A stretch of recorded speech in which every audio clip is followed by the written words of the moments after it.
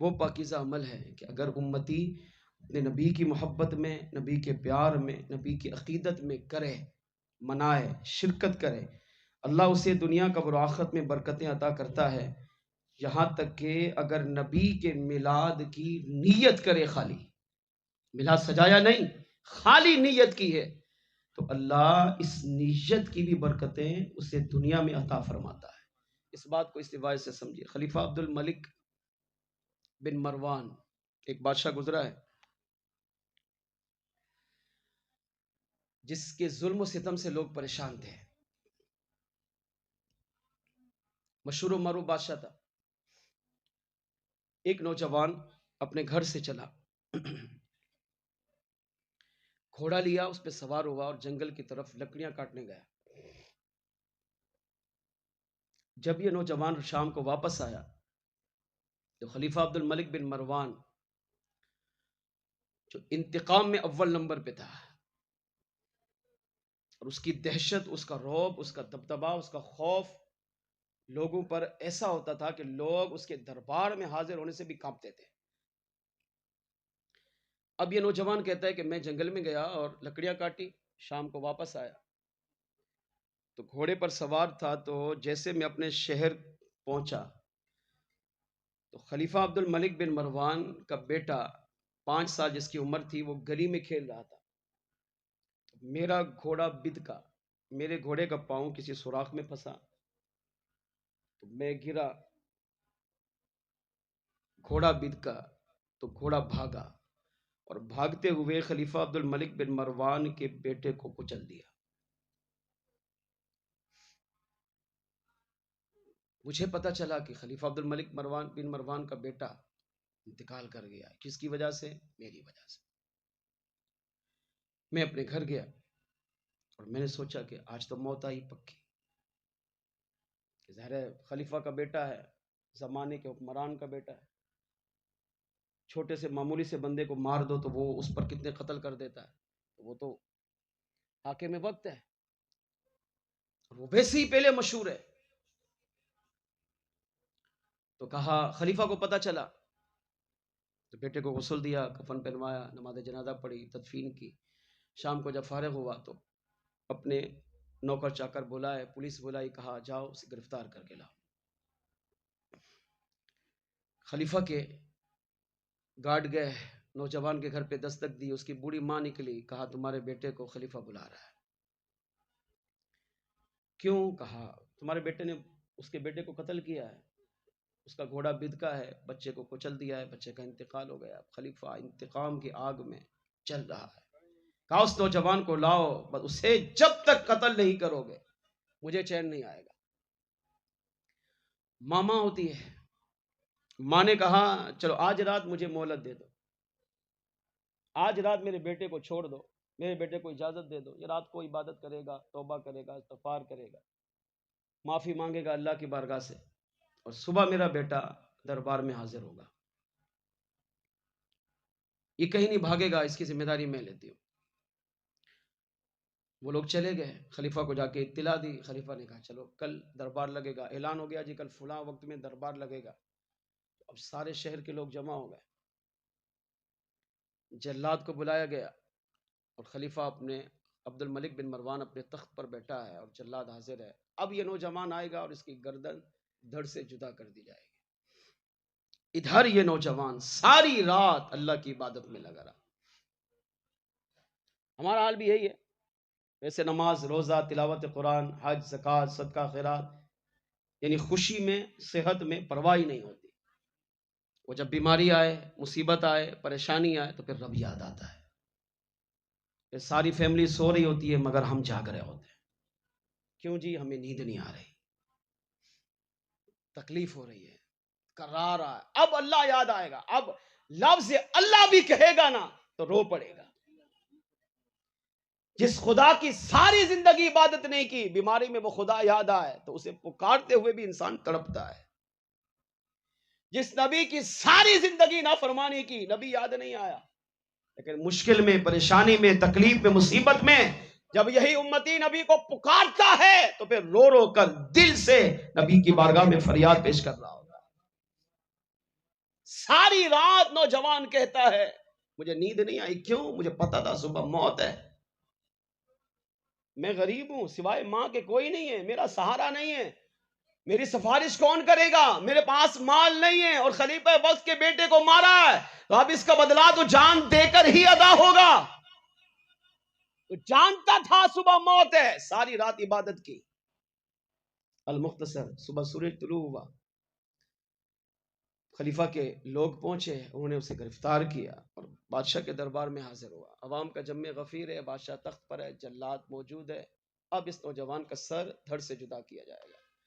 جیسے ہی یہ نوجوان بادشاہ کے محل میں داخل ہوا نا اور قریب آیا، اور بادشاہ کی نگاہ، خلیفہ عبد الملک بن مروان کی نگاہ اس نوجوان کے چہرے پہ پڑی، تو اس کا سارا غصہ ختم، آگ بگولا تھا وہ سارا ختم، اور نوجوان کے چہرے کو دیکھتے ہی بادشاہ مسکرا پڑا، ہنس پڑا، اور ہنستے ہنستے کہا جا میں نے تجھے معاف کیا. شہر جمع ہے، کیوں؟ اس کی موت دیکھنی ہے. سارا محل جمع ہے، کیوں؟ اس کی موت دیکھنی ہے. بادشاہ آگ بگولا ہے، کیوں؟ اس کو مارنا ہے. جلاد حاضر ہے، کیوں؟ اس کا سر دھڑ سے جدا کرنا ہے. کیوں جی؟ بادشاہ کے بیٹے کو مارا ہے. مگر اللہ کی رحمت پہ قربان، خدا کی قسم، وہ کریم رب ہے. ہاں، جہاں انسان کو 120% یقین ہو میں موت میں جاؤں گا، کریم رب چاہے تو وہاں سے بھی بچا لیتا ہے. کیا ترکی کے زلزلے میں نہیں دیکھی ویڈیو؟ 4 دن کے بعد دودھ پیتا بچہ پتھروں سے نکلا. ایک ماں زلزلے میں دب گئی، پیٹ میں بچہ تھا، ڈر کی وجہ سے ماں کو اٹیک ہوا، ماں مر گئی، مگر بچے کی ولادت ہوئی، 2 دن کے بعد وہی بچہ زندہ ملا. جہاں انسان اپنا دم نہیں لے سکتا بڑا نوجوان، وہاں اس کریم رب نے 4 دن کے بعد، 2 دن کے بعد، کئی گھنٹوں کے بعد دودھ پیتے بچوں کو زندہ رکھ کر اپنے بندوں کو پیغام دیا ہے کہ کریم رب ہے، وہ چاہے تو اس طرح بھی کرم فرماتا ہے. وہ نوجوان جو مرنے والا ہے، رات توبہ کر رہا ہے، استغفار کر رہا ہے، معافیا مانگ رہا ہے، جسے یقین تھا جاؤں گا تو میرا سر دھڑ سے جدا کیا جائے گا. جب محل میں داخل ہوا تو خلیفہ عبد الملک بن مروان نے اسے دیکھا، دیکھتے ہی مسکرایا، چہرے پہ مسکراہٹ طاری ہوئی، کہا جا میں نے تجھے معاف کیا. اب پورا محل تعجب میں آیا. نوجوان جانے لگا، کہا معاف کیا؟ کہا جی ہاں معاف کیا. کہا جاتے جاتے ایک بات بتا. نوجوان نے کہا جی. خلیفہ عبد الملک نے اسے قریب بلایا. علامہ محدث احمد بن محمد الفاسی علیہ رحمہ اپنے کتاب انوار المیلاد النبی میں اس کو نقل کرتے ہیں. کہتے ہیں خلیفہ بن عبد الملک بن مروان نے نوجوان کو قریب بلایا، اب نبی کے میلاد کی برکت دل سے سنو اور اپنے آقا صلی اللہ علیہ وسلم سے مرتے دم تک میلاد منانے کا عہد کر کے اٹھو. خلیفہ عبد الملک بن مروان نے جب اس نوجوان کو قریب بلایا، اس کے کان میں کہا یہ تو بتا رات تو نے عمل کیا کیا ہے؟ معاف کر دیا ہے، بخش دیا تجھے، نہیں قتل کروں گا، سب کے سامنے اعلان کیا ہے. مگر یہ تو بتا پورا دن میرا غصے میں گزرا، پوری رات میری غصے میں گزری، تیرے انتقام میں گزری، یہ سوچ کر تیرا سر دھڑ سے جدا کروں گا تب جا کر میرے دل کو چین آئے گا، مگر تیرے چہرے کو دیکھ کر میرا سارا غصہ ختم ہو گیا ہے. ایسا لگتا ہے جیسے کریم رب نے مجھ پر کرم کر کے تجھے نئی زندگی عطا کی ہو. مگر جاتے جاتے بس میرے کان میں بتاتا جا رات عمل کون سا کیا ہے. اب وہ نوجوان کہنے لگا بادشاہ سلامت، کوئی عمل نہیں کیا، رات اللہ کی بارگاہ میں توبہ کرتا رہا، استغفار کرتا رہا، معافی مانگتا رہا، یہاں تک کہ اللہ کی بارگاہ میں دعا کرتا رہا. مجھے نہیں پتا کوئی عمل میں نے ایسا کیا ہو کہ جس کی وجہ سے کریم رب نے کرم کیا.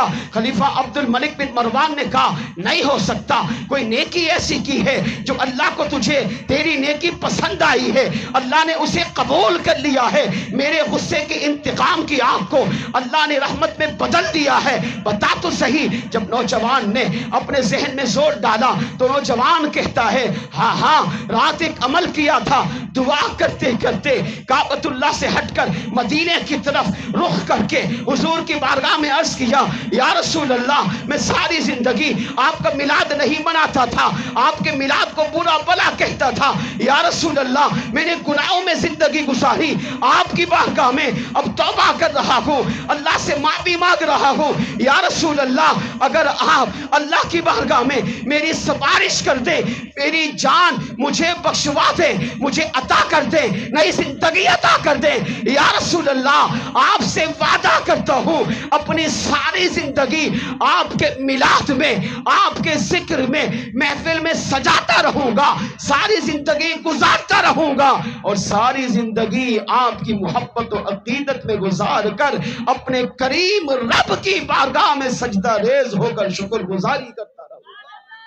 کہا بس اور کوئی عمل یاد نہیں ہے, بس حضور کی بارگاہ میں صرف توجہ کر کے یہ عرض کیا آقا بس جان بخشوا دیجئے, معافی دلوا دیجئے, آپ کریم آقا ہیں. اگر آپ اللہ کی بارگاہ میں سفارش کریں گے کریم رب ضرور کرم کرے گا. صرف میلاد کی نیت کی ہے, میلاد منایا نہیں ہے, لائٹنگ کی نہیں ہے, جھنڈے لگائے نہیں ہے, چراغا نہیں کیا, اہتمام کچھ بھی نہیں کیا, خالی حضور کی بارگاہ میں کہہ رہا ہے آقا میلاد بھی مناؤں گا, شرکت بھی کروں گا, آپ کے نعرے بھی لگاؤں گا, یا رسول اللہ کی صداؤں سے اپنی زندگی کو روشن کروں گا.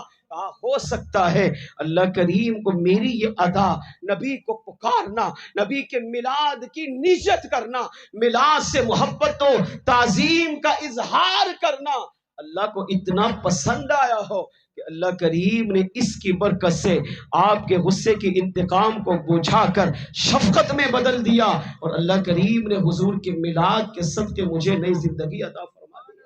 جب خلیفہ عبد الملک بن مروان نے کہا اب یہ بات کان میں ہو رہی ہے, رازداری میں ہو رہی ہے, تو خلیفہ بن عبد الملک بن مروان لوگوں کے سامنے بھرے مجمع میں اپنے محل میں کہنے لگا لوگوں سنو, اس نے رات حضور کے ذکر کی محفل سجانے کا ارادہ کیا ہے, حضور کی میلاد کی محفل سجانے کا وعدہ کیا ہے, حضور کی بارگاہ میں خالی پکارا ہے. اللہ کو اس کی ادا اتنی پسند آئی کہ اللہ نے میرے ذریعے اسے نئی زندگی بھی عطا فرمائی, معافی کا اعلان بھی کروایا, اور اللہ نے حضور کے میلاد کے صدقے اسے ایک اور نئی زندگی بھی عطا فرما دی ہے. خلیفہ عبد الملک بن مروان نے اپنے خلیفہ کی طرف, اپنے دربان کی طرف اشارہ کیا, کہا مجھے کچھ دو. اس نے سونے سے اشرفیوں سے بھری ہوئی تھیلی خلیفہ کو پیش کی. خلیفہ نے وہ تھیلی اس نوجوان کو دی, کہا جا اپنے نبی کا میلاد منا اور اپنے نبی کی میلاد میں میری طرف سے بھی حصہ شامل کر. جب میری طرف سے نبی کے میلاد میں حصہ شامل کرے گا, جس نبی کے میلاد کی نیت کرنے پر اللہ نے تجھے زندگی عطا کی ہے, جب تو اس نبی کا میلاد منائے گا تو سوچ اللہ تجھے کتنی برکتیں عطا فرمائے گا. علامہ محمد بن احمد فاسی علیہ رحمہ فرماتے ہیں اس سے عقیدہ یہ ملا, میلاد مصطفیٰ کی محفل, حضور کے ذکر کی محفل وہ عظیم محفل ہے کہ امتی بس نبی کی محبت میں سچا ہو, نبی کی عقیدت میں سچا ہو, نبی کی محبت میں, نبی کے پیار میں, نبی کے عشق میں امتی محفل میلاد کی نشت جب کرتا ہے اللہ نئی زندگی عطا کرتا ہے. تو مسلمان سوچ, جب تو نبی کی محبت میں میلاد سجائے گا, خوشی کا اظہار کرے گا, تو اللہ تجھے کتنی برکتوں سے مالا مال فرمائے گا. ہاں نبی کی میلاد کی محفلیں سجا کر تو اپنی زندگی کو بھی روشن کرے گا. نبی کی میلاد کی محفلیں سجا کر جب تو قبر میں اترے گا, یہی میلاد والے آقا قبر میں تشریف لا کر تیری قبر کو بھی روشن فرمائیں گے. ہاں نبی کے میلاد کی محفل, نبی کے ذکر کی محفل, نبی کی سیرت کی محفل کو سجا کر, سیرت کو اپنے آپ پہ نافذ کر کے عمل کرتے کرتے جب دنیا سے جائے گا, قبر سے اٹھ کر کریم رب کی بارگاہ میں حاضر ہوگا, وہاں بھی اللہ اپنے غضب و جلال کے عروج پر ہوگا. جس نبی کا میلاد مناتا تھا وہ میلاد والے آقا وہاں بھی تیری خاطر کریم رب کی بارگاہ میں سجدہ کریں گے. اللہ کا غضب و جلال ختم ہوگا, رحمت کا دریا جوش میں آئے گا, اور کریم آقا جس کو چاہیں گے اللہ اسی کو جنت عطا فرمائے گا. اس سے پتہ چلا میلاد مصطفیٰ وہ عظیم محفل ہے کہ اگر مسلمان سچی عقیدت و محبت سے مناتا ہے تو اللہ اس کی برکتیں اسے دنیا میں بھی, قبر میں بھی اور قیامت کے دن بھی عطا فرمائے گا. آئیے آخر میں نبی کی محبت کا اظہار کیجئے. تیرا کھاوا میں تیرے گیت گاوا یا رسول اللہ، تیرا میلاد میں کیوں نہ مناوایا. میرا دل بھی چاند آئے، میرے گھر بھی تو سیاؤ. میرا دل بھی چاند آئے، میرے گھر بھی تو سیاؤ. تیری رہوا دے وچ پلکا بچھاوا یا رسول اللہ، تیری رہوا دے وچ پلکا بچھاوا یا رسول اللہ، تیرا میلاد میں کیوں نہ